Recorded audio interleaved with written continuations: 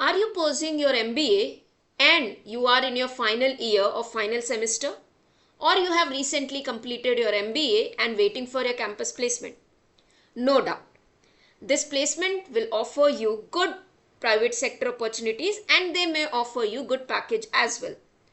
But if you are looking forward to start your career with the government job, then this video is for you. Hello budding managers, I am Lakshmi Kushwaha and in this video I am going to show you the roadmap to explore the opportunities as MBA in the government sector. So if you are the one who have recently done your MBA, completed your MBA and looking forward to start your career in the government job, then this is the right video for you.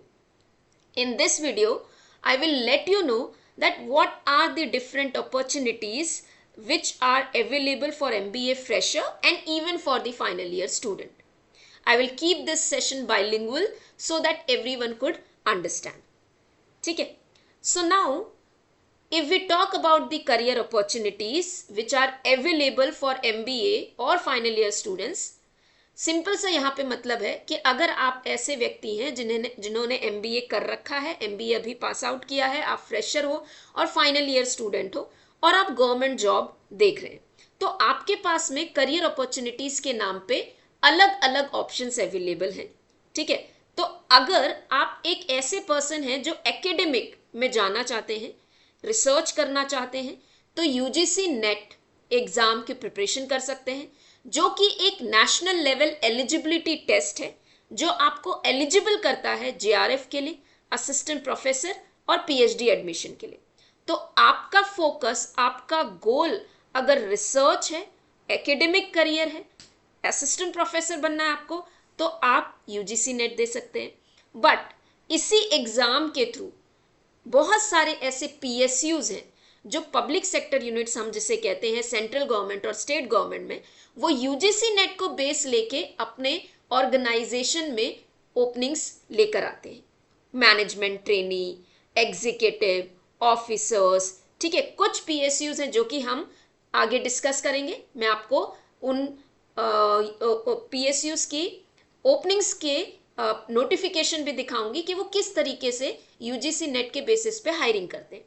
दूसरा हमारा option है public sector unit, central government, state government, Maharatna, Navratna, mini Ratna, subsidies, ये अलग अलग central government और state government के अंदर आने वाले पब्लिक सेक्टर यूनिट्स हैं, जैसे कि गेल, सेल, NTPC, ONGC, और ये सारे public units, public sector unit आपको बहुत अच्छा करियर अपॉर्चुनिटी देते हैं. दो ऑप्शंस होते हैं, there are two ways to go for the public sector units. पहला ये है, there are the organisations which conduct their own exam. ये लोग अपना एग्जाम करवाते हैं, अपना एंट्रेंस करवाते हैं, और कुछ गिने चुने या चुनिंदा PSUs हैं जो UGC नेट के बेसिस पे भी, मतलब वो अपना एंट्रेंस नहीं करवाते हैं, वो कहते हैं कि अगर आपने UGC नेट रिसेंट साइकिल में क्वालिफाई किया है देन आप अप्लाई कर सकते हैं किसी भी HR प्रोफाइल के लिए, मैनेजमेंट ट्रेनी है के लिए प्रोफाइल HR में, फिनांस में, मार्केटिंग में, ऑपरेशंस में या एडमिनिस्ट्रेशन में. तीसरा हमारा आता है स्टैट्यूटरी बॉडी, जो ऑटोनॉमस बॉडी, जैसे हमारी EPFO हो गई, ठीक है, जो कुछ एग्जाम्स होते हैं जो UPSC, जैसे असिस्टेंट लेबर कमिश्नर, LEO, ठीक है, लेबर एनफोर्समेंट ऑफिसर, EPFO में APFC ऑफिसर, ये सारे वो एरियाज है, लेबर ऑफिसर, जन DSSB, ठीक है, ये भी, यहाँ पे भी inspecting staff, inspecting officer, then इसके अलावा RRB, जहाँ पे आपका welfare officer, staff and welfare officer, ये वो करियर अपॉर्चुनिटीज हैं जो कि MBAs के लिए भी अवेलेबल हैं अगर आप फ्रेशर हो, आपके पास में एक्सपीरियंस नहीं है, और इनको हम एक एक करके डिटेल में डिस्कस करेंगे. तो पहला ऑप्शन, अगर आप एकेडमिकली जाना चाहते हो, आप एकेडमिक्स में अपना करियर बनाना चाहते हो, तो आप UGC नेट के लिए प्रिपेयर कर सकते हैं. तो ये क्या है, ये एक नेशनल एलिजिबिलिटी टेस्ट है जो कि आपको 3 चीज़ों के लिए एलिजिबल करता है.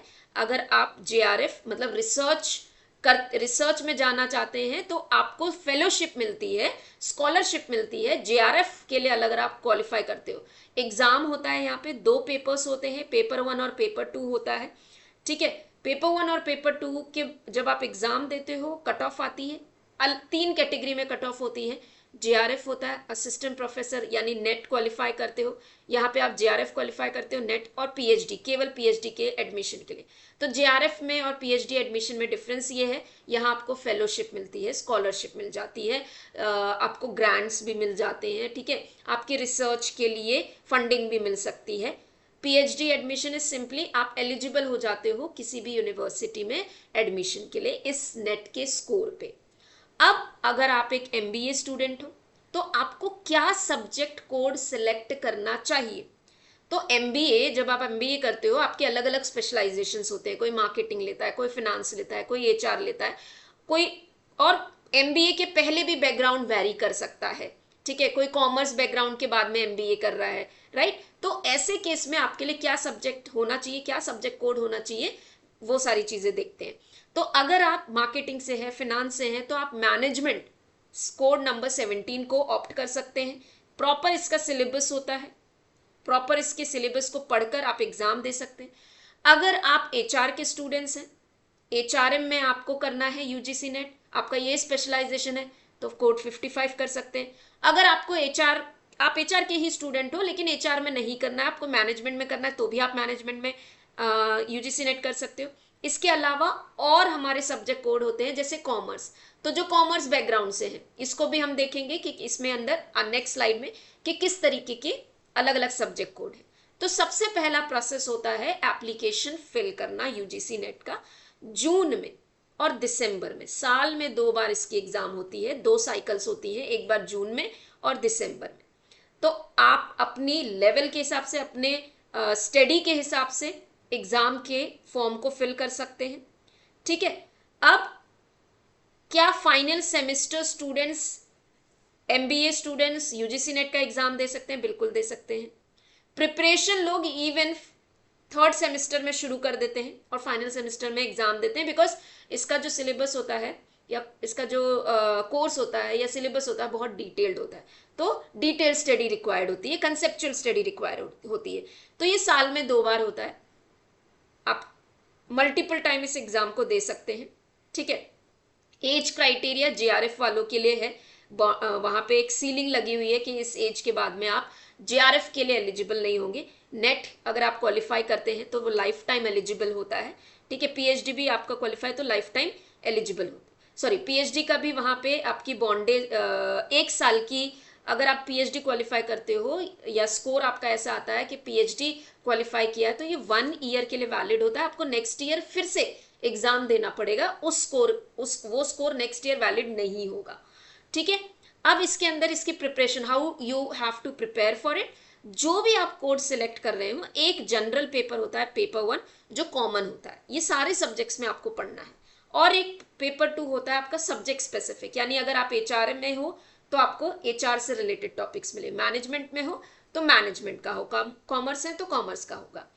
फिर आप एग्जाम देंगे, एग्जाम होता है जून दिसंबर में, और आपके कट ऑफ के हिसाब से you would be qualified either for assistant professor, JRF और या फिर पीएचडी एडमिशन।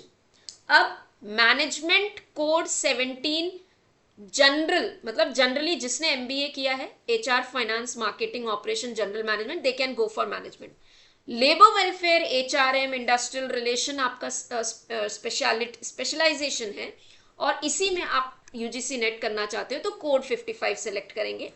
अगर आप कॉमर्स बैकग्राउंड से हैं तो code 8 MBA plus BCom MCom, ठीक है। Economics 1 MBA plus economics background, public administration 15 MBA plus public administration background. You can select this subject अगर आपका बैकग्राउंड इस तरीके से है, ठीक है। तो ये तो बात हो गई यूजीसी नेट की। अब हम आते हैं पीएसयूज। देखो, जब मैं पब्लिक सेक्टर यूनिट्स की बात करती हूं तो यहाँ पे सेंट्रल गवर्नमेंट के अंदर और स्टेट गवर्नमेंट के अंदर, दोनों के अंदर में ऑर्गेनाइजेशंस होती हैं। अब पब्लिक सेक्टर यूनिट में हायर करने का तरीका होता है, अलग अलग तरीके होते हैं। एक होता है डायरेक्ट रिक्रूटमेंट, यानी पीएसयू अपना खुद का एग्जाम करवा रही है, आप उनके वेबसाइट पे जाएंगे, अप्लाई करेंगे, एग्जाम देंगे और सिलेक्ट होंगे। दूसरा होता है यूजीसी नेट के स्कोर के बेसिस पे. So you appear for UGC exam, you get your scorecard, and after that PSUs will come up and they will make a notification या advertisement that इस साइकिल में, जून की साइकिल में जिन्होंने UGC net qualify किया है वो आकर वेबसाइट पे अप्लाई कर सकते हैं. और कई PSUs ऐसे होते हैं जो कैंपस रिक्रूटमेंट भी करते हैं. ठीक है, बट ये campus recruitment is usually with high level you can say institutions. But हम दो पे चलेंगे, एक तो डायरेक्ट और यूजीसी नेट के थ्रू हम इसको समझेंगे जनरल पब्लिक को ध्यान में रखते हुए. तो डायरेक्ट रिक्रूटमेंट क्या होता है? कंप्यूटर बेस्ड टेस्ट होता है जहां पे आप जब भी ये नोटिफाई करते हैं, अपना एडवर्टीजमेंट देते हैं, नोटिफिकेशन देते हैं, you get a window of 1 month, 1 महीने का पूरा टाइम पीरियड अवेलेबल होता है फॉर्म भरने के लिए, फी भरने के लिए. इनकी रिक्वायर्ड फी या फॉर्म जो भी होता है फिलअप करेंगे. उसके बाद में ये टाइम पीरियड देते हैं, इतने टाइम बाद एक फिल करने के बाद में नोटिफिकेशन आता है कि आपका एग्जाम कब होगा. फिर उस एग्जाम को देने के बाद में आपकी शॉर्ट लिस्टिंग होती है. दूसरा तरीका होता है कि यूजीसी नेट आप ऑलरेडी दे चुके हैं, उस स्कोर कार्ड को ही आप उनके वेबसाइट, उन पीएसयूज के वेबसाइट पे जाके अपलोड करते हैं और फिर वो आपके स्कोर के हिसाब से, जितने स्टूडेंट्स ने अप्लाई किया उसमें से उनकी क्राइटेरिया के हिसाब से वो शॉर्ट लिस्ट करते हैं. डन. अब computer based training, sorry computer based test. देखो कुछ पीएसयूज ऐसे हैं, जैसे हम बात करते हैं कोल इंडिया लिमिटेड की. कोल इंडिया लिमिटेड जो है ये बेसिकली टेस्ट करवाता है और टेस्ट के बाद में डायरेक्टली प्लेसमेंट दे देता है. कुछ होते हैं जो कि ग्रुप डिस्कशन करवाएंगे और फिर इंटरव्यू करवाएंगे. कुछ होंगे जो टेस्ट के बाद में डायरेक्ट इंटरव्यू करवाएंगे, प्लेस कर देंगे. तो these are their way of doing the thing. ठीक है, डॉक्यूमेंट वेरिफिकेशन होगा, मेडिकल एग्जामिनेशन और फाइनल मेरिट लिस्ट आपको दी जाती है and you get appointed as a management trainee. तो ये तो हो गया आपका पीएसयूज जो कि डायरेक्ट रिक्रूटमेंट करती है. अब सबसे बड़ा क्वेश्चन आता है, अगर आपने एमबीए आप अप्लाई कर रहे हो इन पीएसयूज के लिए, तो क्या full time regular MBA required होता है, पार्ट टाइम या ऑनलाइन एलिजिबल है या नहीं? तो ये क्लियर है कि most of the PSUs they look for full time. लेकिन अलग अलग पीएसयूज अपनी रिक्वायरमेंट के हिसाब से अपने नोटिफिकेशन में कुछ चीजें लिखती है, नोटिफाई करती है, एडवर्टाइज करती है, उनको पढ़ना बहुत जरूरी है. जैसे कोल इंडिया लिमिटेड, फूड कॉर्पोरेशन और कुछ स्टेट पीएसयूज अपने नोटिफिकेशन में सिंपली लाइन जब वो नोटिफाई करती है तो लिखती है कि एमबीए, ये एलिजिबिलिटी क्राइटेरिया में लिखा होता है, MBA PG degree from the recognised university और इंस्टीट्यूट. तो जैसे इग्नू वाले स्टूडेंट्स कई बार बोलते हैं हमने ऑनलाइन किया है या इग्नू से हमने एमबीए किया है, तो क्या हम एलिजिबल हैं? तो ऐसे केस में इग्नू जो है वो रिकॉग्नाइज्ड यूनिवर्सिटी या इंस्टीट्यूट है, तो यहाँ पे आप अप्लाई कर सकते हैं. और कई बार ऐसे पीएसयूज होते हैं जो कि फुल टाइम एमबीए लिखते हैं, वो ये नहीं लिखते हैं कि रेगुलर है या पार्ट टाइम है, but they would just right कि एमबीए होना चाहिए. अब उन्होंने स्पेसिफाई नहीं किया कि आपने ऑनलाइन किया है, आपका रेगुलर है, उन्होंने अपने नोटिफिकेशन में स्पेसिफाई नहीं किया है, तो ऐसे केस में आप अप्लाई कर सकते हैं. ठीक है, तो ये क्वेश्चन हो गया आपका कि MBA usually generally major PSUs full time regular MBA ही प्रेफर करती है. ठीक है, अब जब भी आप किसी पीएसयू में अप्लाई करते हैं तो आप क्या चेक करोगे? एज एन फ्रेशर या फाइनल ईयर, बहुत जरूरी है, बहुत जरूरी है इसको चेक करना. Age, nationality Indian, age limit. PSUs ऐसे भी पीएसयूज हैं जो कि 35 एज ऑफ 35 तक भी हायरिंग करती है. Usually 30, 27 people start worrying, student परेशान होने लगते हैं कि मेरी एज क्रॉस हो रही है. बट हमें ऐसे नोटिफिकेशंस को भी ध्यान में रखना है जो higher boundaries of years of age पे आपको अपॉर्चुनिटी देती है. एज रिलैक्सेशन क्या है? तो अगर आपकी एज उस कैटेगरी में नहीं आ रही है, आप किस एज आप क्रॉस कर चुके हो लेकिन आप पर्टिकुलर कैटेगरी को बिलोंग करते हो, तो आपको एज रिलैक्सेशन मिलता है. क्वालिफिकेशन क्या है? एमबीए फुल टाइम मांग रहे हैं, ठीक है, एमबीए कंप्लीटेड मांग रहे हैं, क्या एमबीए के अंदर क्या स्पेशलाइजेशन मांग रहे हैं? स्टूडेंट्स होते हैं मैम मैंने एचआर मेरा माइनर है, एचआर मेरा मेजर है, क्या मैं अप्लाई कर सकता हूँ? मैंने एचआर केवल एज एक ही सब्जेक्ट पढ़ा है, तो पीएसयूज बहुत क्लियरली लिखते हैं अपने नोटिफिकेशन में that specialization has to be HR या specialization has to be marketing.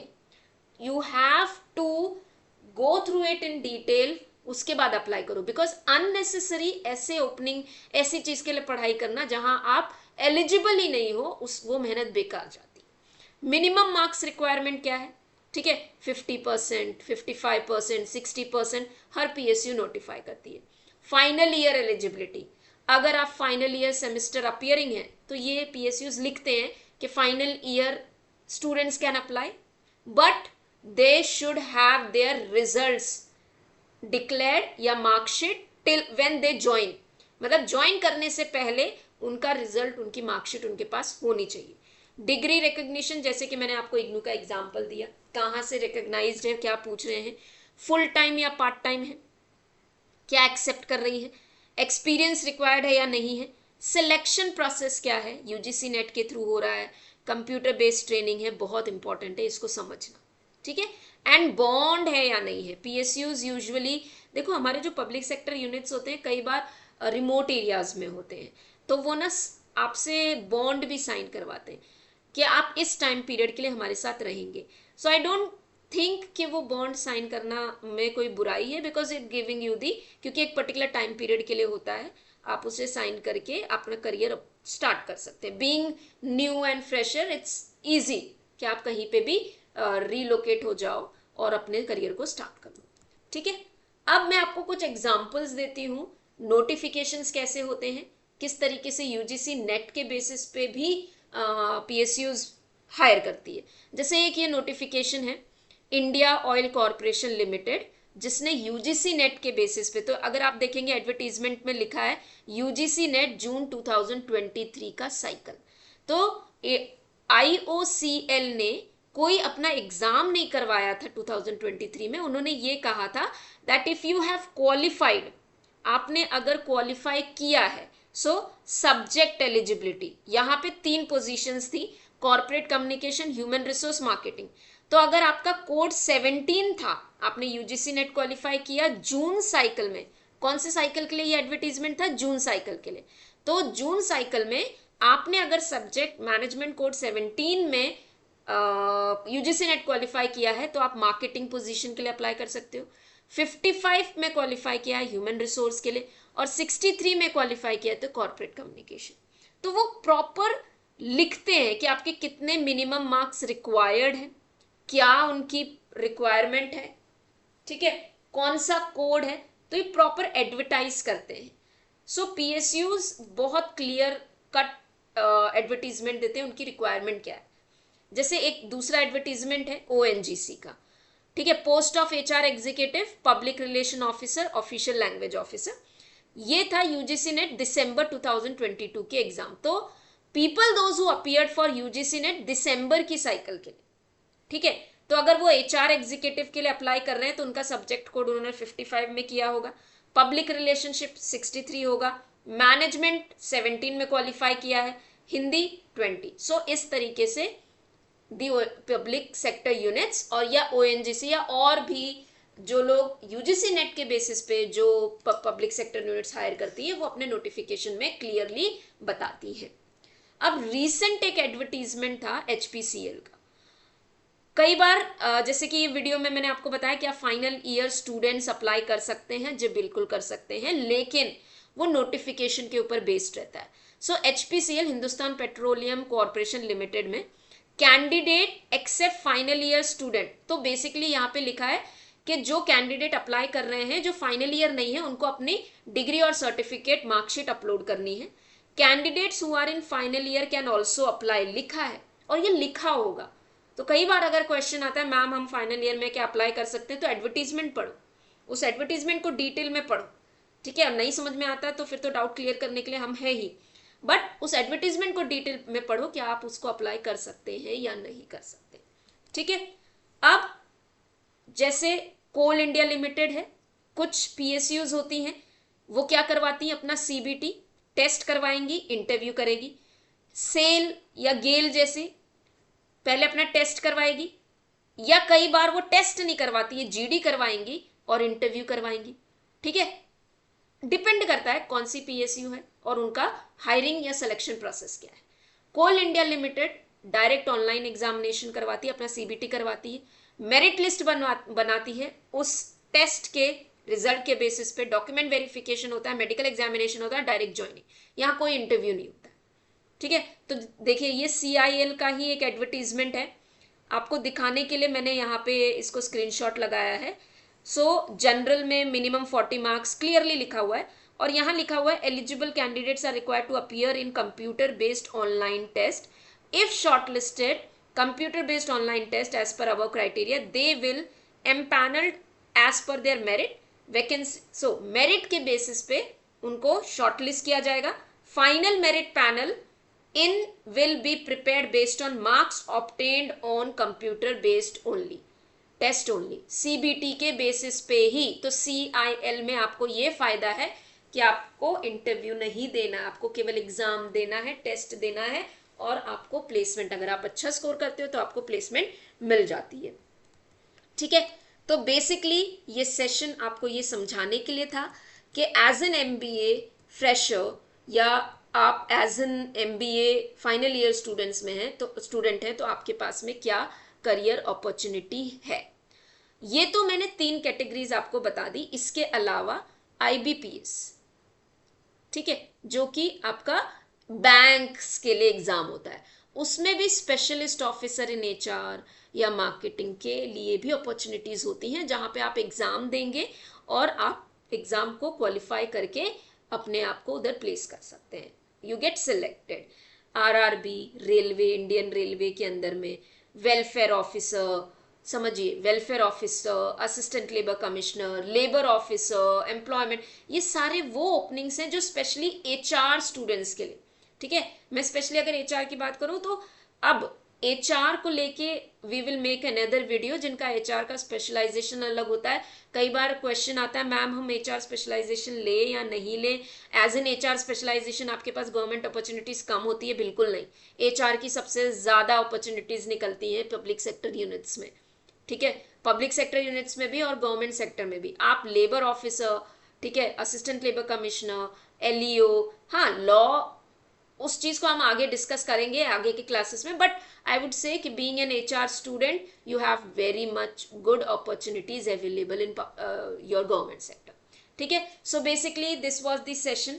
इसके अलावा अगर आपको कोई डाउट है, कोई क्वेश्चन है, अब बात रही ओपनिंग्स की, तो I keep on making the videos जैसे जैसे PSUs के लिए ओपनिंग्स आती हैं, और आप इस YouTube चैनल को फॉलो कर सकते हैं, और जैसे जैसे PSUs की ओपनिंग्स आएंगी उन वीडियोस को देख के अपने आप उन PSUs के लिए अप्लाई कर सकते हैं।